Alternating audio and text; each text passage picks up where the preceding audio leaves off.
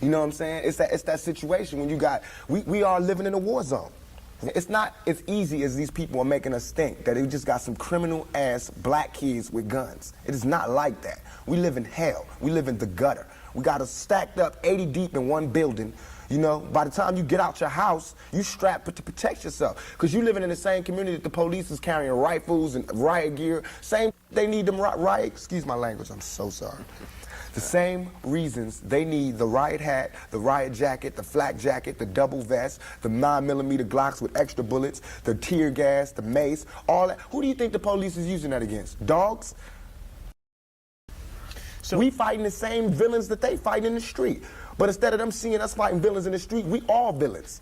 Is your generation the one that is picking up for where the Panthers left off, saying, all right, enough is enough? The generation before us forgot about the fight. We're picking it back up. Not only forgot about the fight, forgot about us. Yes, and we're picking it back up. But at this level, all we're trying to do is unite. And right now, as a year, we got 1 million people that's listening. Now we can tell them something. Now we can try to get them that way. And we might lose some. We might gain some. But we would never even have that audience had we not said what was real. You know what I'm saying? And the main thing for us to remember is that the same crime element that white people are scared of, black people are scared of. The same crime element that white people fear, we fear. So we defend ourselves from the same crime element that they scared of. You know what I'm saying? While they waiting for legislation to pass and everything, we next door to the killer. We next door to him, you know, because we up in the projects where it's 80 in the building. All them killers that they letting out, they right there in that building. But it's better, just because we black, we get along with the killers or something? We get along with the rapists because we black and we from the same hood? What is that? We need protection too. Finally, I want to ask you about something that someone else asked you in the interview, and I thought the answer was interesting because I think it speaks to you and your generation a lot. Someone said, where do you see Tupac 10 years from now? You said, hey, I just want to be alive. That's real for you. That's so real. I made a metamorphosis. I'm a new person today. Because I used to strongly and honestly, I feel like I could represent my generation so much because I honestly did not care whether I lived or died. But now, I cannot die with people thinking I'm a rapist or a criminal. I can't leave until this is straight. You know, I'm not suicidal. I can't go until y'all really know what time it is. And then after that, boom, it's all over. And we can see, you know, how this shit fall. But that's how it is. And the reason being is because if I can't live free, if I can't live with the same respect as the next man, I don't want to be here. Because God has cursed me to see what life should be like. If God wanted me to be this person and be happy here, he wouldn't let me feel so oppressed. He wouldn't let me feel so trampled on. You know what I'm saying? He wouldn't let me think the things I think. So I feel like I'm doing God's work. You know what I'm saying? Just because I don't have nothing to pass around for people to put money in the bucket don't mean I ain't doing God's work. I feel like I'm doing God's work. You know what I'm saying? Because these ghetto kids ain't God's children. And I don't see no missionaries coming through there. You know what I'm saying? So I'm doing God's work. While Reverend Jackson do his up in the middle class and he go to the White House and have dinner and pray over the president, I'm up in the hood, you know what I'm saying, doing my work with my folks. And just because I don't live there don't mean I don't go there. I got to go there because I can't hang nowhere else. What would a Vietnam vet be like without a sergeant, without any backup, without any other soldiers, nobody but a Vietnam vet in Vietnam? When he came home, how would he be? And that's me. I had to go through all that street, war, everything, the same drugs that everybody else get turned out on. You know, where I would have been stopped short, I made it past. And here's where I am. But because I made it past, I missed some lessons, you know what I'm saying? And you can see the lessons that I missed when you talk to me. You can see where I haven't had a father when you talk to me. You know what I'm saying? You can see where I spent a lot of my time in the streets when you talk to me. Because the words that I say are not words that come from a mother's mouth or a father's mouth. It's words that comes from a pimp's mouth or a prostitute or a hustler or a drug dealer. You know what I'm saying? But to me, these were my role models. How much of that, though, in terms of growing up without a father, sometimes not being with your mother, do you lament on and look back and say, damn, I missed something big? Everything. I know for a fact that had I had a father, had I had someone, and I hate saying this because white people love hearing black people talk about this, but had I had a father, had I had some of these opportunities, I'd have been able to help my mother more. She wouldn't have went the road she went. I could have been a better son. You know what I'm saying? She wouldn't have went that road. It was the absence of my father. You know what I'm saying? I'm dealing with him being daddy not being there. My mother's dealing with him being my man not being there. You know, so many problems in our community that affect everything. So by me not having that, I ain't never want to hear nothing about no kind of relationships between a black man and a black woman. I knew they didn't work. Because as far as I knew, my daddy was the coolest dude out there. And my mama was a Panther. So if they didn't work, it don't work. That's how I felt. You know what I'm saying? And going out there, you know what I'm saying, it's like watching my mother just go through changes and everything. It's like my mother's my partner. She a soldier. You know, she a soldier like I'm a soldier. You know, and I watched the game that she went through. If I would have went the same way my mother went, had not she did her route and showed me where it went wrong with her. My mother always told me, don't you ever, ever just volunteer yourself to our people, because they'll use you. That's what they do. You know what I'm saying? She also told me to follow my heart and for me to be the leader. But it's interesting to see just the change in your face, your reaction, your thought process. That's all I ever wanted to do. Ask my mama. I wanted to go to college. I went to school all the way and was ready to go to college. The only thing that stopped me was money. The time all the kids in my school was writing applications to go to college, I didn't have no lights and no electricity. And that ain't my mama's fault. You know what I'm saying? So when I think back to that, I'm not thugging for me. I'm thugging for my family. I pay all the bills. You know what I'm saying? I feed my whole family. Wrong or right, I do. And I can't stop. You know what I'm saying? And if thugging is gonna make me $1 million, because it just got me platinum, then that's what I got to do constantly. And if it makes me feel, because right now, I feel satisfied. I don't feel like I've ever embarrassed myself or my people, you know, in nothing that I've done. And yet and all, I got the whole world fearing me. You know what I'm saying? At 23. Weighing 160 pounds, you know what I'm saying? And I ain't even started. I haven't even wrote my plan out yet, and they scared. I got the vice president know who I am, the president, every cop in every city, you know what I'm saying? And I haven't even started working out a plan. I have something to offer to business that hasn't been shown before. You know, I have a whole energy that represents not just black youth, but white youth, Mexican youth, you know what I'm saying? That change right before you go from being 18 and unresponsible to when you go to being like 21, 22, and the whole world's on your shoulders. I believe strongly that my audience empathize with me because I show that side. I show that emotion, raw, uncut, good and bad. And so I think I can bring that more funnel, more directed into screenplays, more albums, producing, managing, you know what I'm saying? If I can figure out just how to control it, I can use it on a lot of different levels.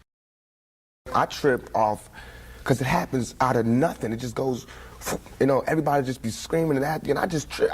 I get uncomfortable, and it's like similar to a deer being caught in the headlights. I just freeze, you know, and I don't know what to do. I don't know if I should be what they want me to be, or if I should make them hate me so they can stop. You know, like say something mean so they can just stop. But I'm just like caught in the middle of it because you can't. I mean, no one can do that. Police can't do that. They can't stand in front of all those people and control them with a gun and mace and all that. So me with just words, it's like a battle to find the right words to say at the right time. I'm curious, when you think about the idea that you do have that kind of control over so many people, in one sense, the whole idea of being a role model comes up in the imagery. And a lot of people who know you, and I talked to them beforehand, suggested that, hey, you know, when you meet him, he's going to be something entirely different than you imagined and what the media is portraying him. What about that idea that you have been portrayed, and sometimes, I mean, to be honest, you like the portrayal of you just hard, That's thug, right. That's right. don't step on me, That's right. you're in trouble. That's right. Yet there's another side to you, too. What about that idea that you've got to be able to figure out where you're going? To me, it's like it is my sensitive side that likes to blow up the hard side, because if my image or my reputation can stop a confrontation before it happens, I'm fine. You know what I'm saying? I know how it is day to day. It's a constant man ego check going on in this street, in this world. So part of that is just like, you know, that's my resume.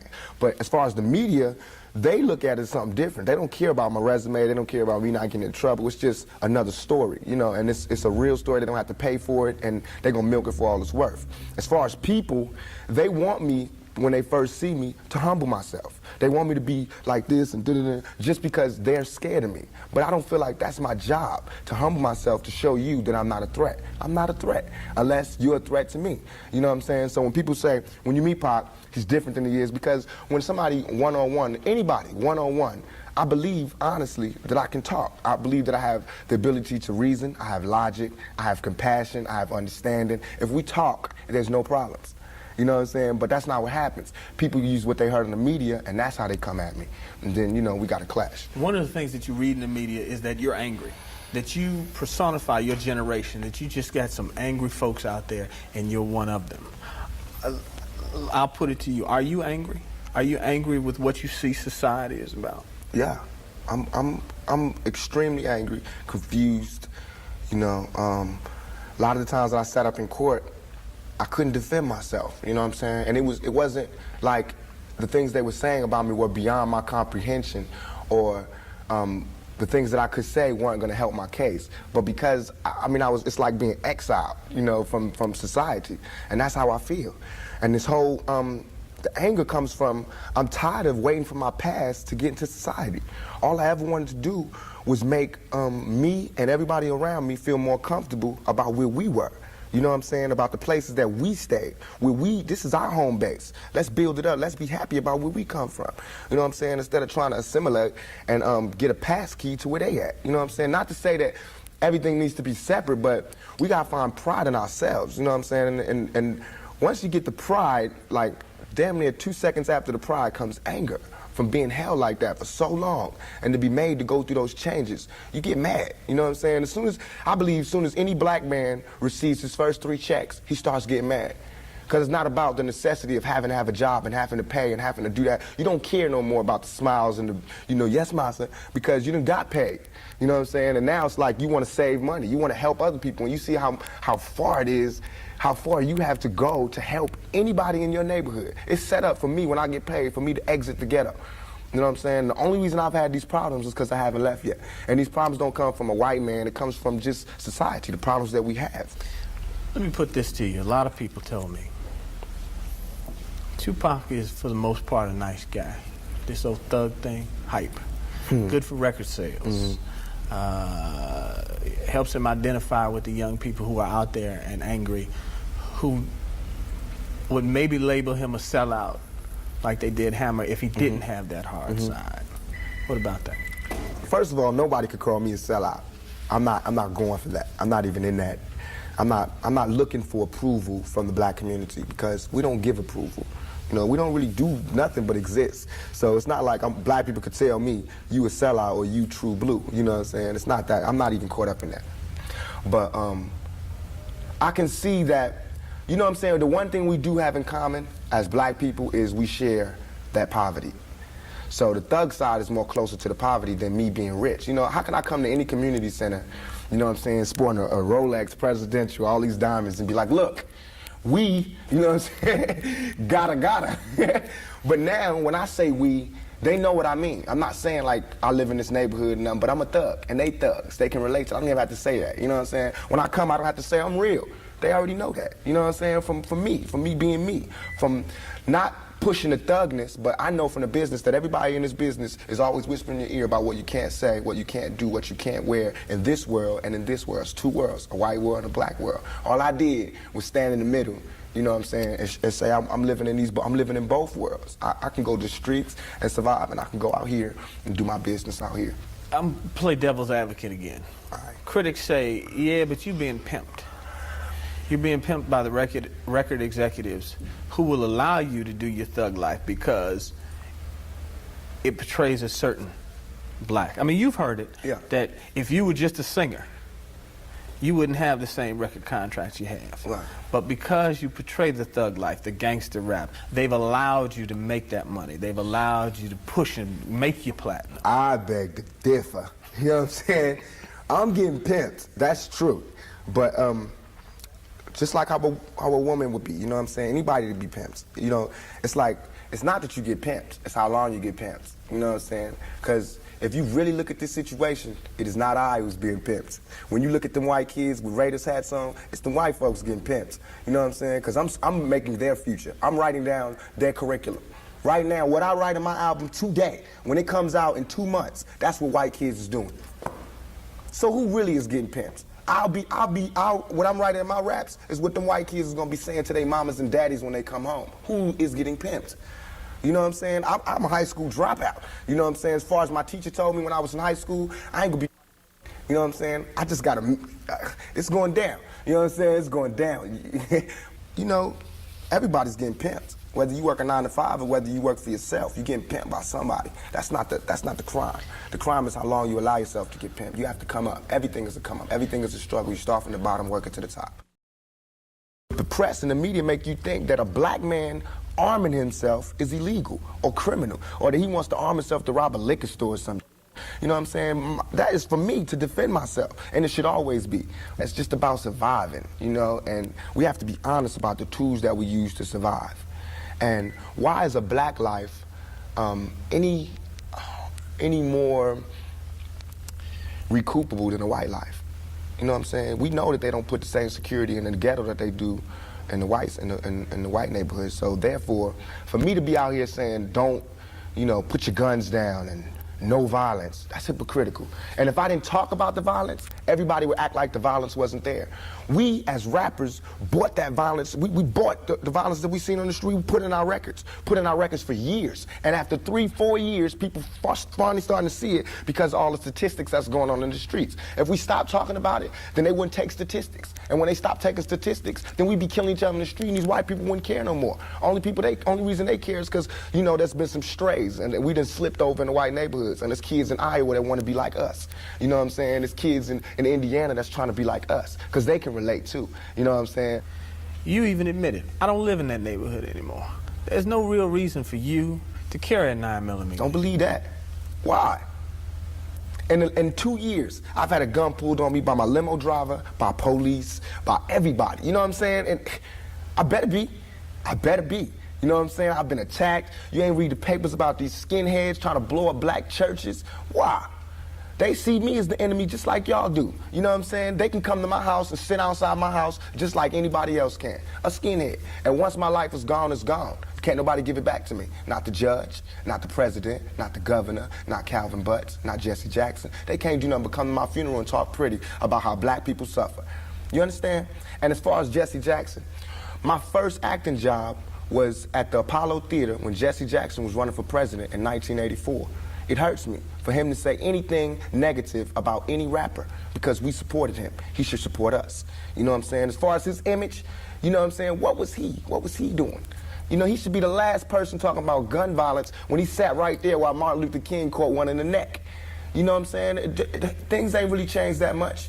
I swear to God, nothing I ever say is meant to be something where innocent people get hurt. Nothing I ever say is meant to be like a end all, let's go do it right now. Nothing. Everything I ever say, and if any, this is so we can set it clear, anything I ever say as it pertains to my peers and being strapped is only in self-defense. You know what I'm saying? Because right now where I'm at, the world is harsh. And I just don't got no beautiful stories. You know what I'm saying? I'm gonna just be getting them ready. Because that's why I think I messed up. If somebody would have grabbed me, pulled me to the side and been like, look, Tupac, as soon as you step out here, they're gonna be at you. If somebody would have explained it to me, I wouldn't have took the same mistakes. But I made those mistakes. And that was my job to stop somebody else from making those same mistakes. To lay it out. To lay out the real map on the world and how it is. Everything I'm saying is a warning, is a plea for help. If everybody is so goddamn worried about me, why ain't nobody came to help me? You know what I'm saying? I never wanted to be no star. This ain't my job. I care if everybody don't cheer for me. You know what I'm saying? If you're not cheering for me for what I'm doing, don't cheer for me. Don't cheer because you think I'm cute. You know what I'm saying? Screw that. Cheer for me for what I'm doing, for what I stand for. And when I go to jail, you should cheer louder. You know what I'm saying? Because I'm standing up for what I do. I'm not robbing nobody, not stealing from nobody. I never took nothing. Everything I do to represent my people. I do because I think this is what they want me to do. We killing each other because we killing ourselves. We not, when another man, I know, I've been in a position, it's out of our control. It's not like he wants to kill. He just doesn't want to die. You know what I'm saying? It's that situation when we are living in a war zone. It's not as easy as these people are making us think, that they just got some criminal ass black kids with guns. It is not like that. We live in hell. We live in the gutter. We got us stacked up 80 deep in one building, You know, by the time you get out your house, you strapped to protect yourself. Because you living in the same community that the police is carrying rifles and riot gear. Same, they need them riot, excuse my language, I'm so sorry. The same reasons they need the riot hat, the riot jacket, the flak jacket, the double vest, the 9mm Glocks with extra bullets, the tear gas, the mace, all that. Who do you think the police is using that against? Dogs? So we fighting the same villains that they fight in the street. But instead of them seeing us fighting villains in the street, we all villains. Is your generation the one that is picking up for where the Panthers left off, saying, all right, enough is enough? The generation before us forgot about the fight. We're picking it back up. Not only forgot about the fight, forgot about us. Yes, and we're picking it back up. But at this level, all we're trying to do is unite. And right now, as a year, we got 1 million people that's listening. Now we can tell them something. Now we can try to get them that way, and we might lose some. We might gain some, but we would never even have that audience had we not said what was real. You know what I'm saying? And the main thing for us to remember is that the same crime element that white people are scared of, black people are scared of. The same crime element that white people fear, we fear. So we defend ourselves from the same crime element that they scared of. You know what I'm saying? While they waiting for legislation to pass and everything, we next door to the killer. We next door to him, you know, because we up in the projects where it's 80 in the building. All them killers that they letting out, they right there in that building. But it's better, just because we black, we get along with the killers or something? We get along with the rapists because we black and we from the same hood? What is that? We need protection too. Finally, I want to ask you about something that someone else asked you in the interview, and I thought the answer was interesting because I think it speaks to you and your generation a lot. Someone said, where do you see Tupac 10 years from now? You said, hey, I just want to be alive. That's real for you. That's so real. I made a metamorphosis. I'm a new person today because I used to strongly and honestly, I feel like I could represent my generation so much because I honestly did not care whether I lived or died. But now I cannot die with people thinking I'm a rapist or a criminal. I can't leave until this shit's straight.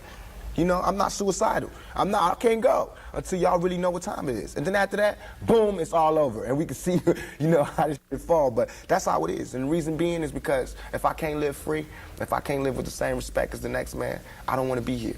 Because God has cursed me to see what life should be like. If God wanted me to be this person and be happy here, he wouldn't let me feel so oppressed. He wouldn't let me feel so trampled on. You know what I'm saying? He wouldn't let me think the things I think. So I feel like I'm doing God's work. You know what I'm saying? Just because I don't have nothing to pass around for people to put money in the bucket don't mean I ain't doing God's work. I feel like I'm doing God's work. You know what I'm saying? Because these ghetto kids ain't God's children. And I don't see no missionaries coming through there. You know what I'm saying? So I'm doing God's work. While Reverend Jackson do his up in the middle class and he go to the White House and have dinner and pray over the president, I'm up in the hood, you know what I'm saying, doing my work with my folks. And just because I don't live there don't mean I don't go there. I got to go there because I can't hang